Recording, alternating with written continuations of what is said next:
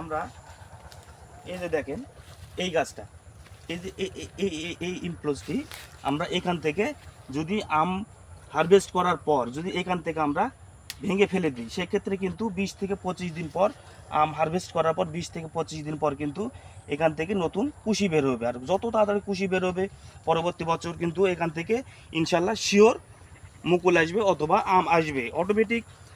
এই বাগানটা মনে করেন বিঘা 7 আছে। তো এই বাগানে আমটা হারভেস্ট করার পর অটোমেটিক কিন্তু 5 থেকে 6টা স্প্রে দেওয়া লাগে।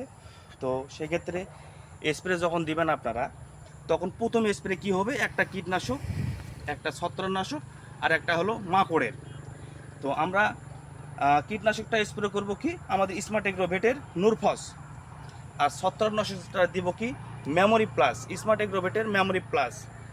আর আপনার লাল মাকড়ের জন্য কি দিব 1.8 দিলে কি হবে, আপনার প্রথম যে স্টেপটা সেটা স্প্রে স্টেপটা সেটা হলো শেষ হয়ে যাবে।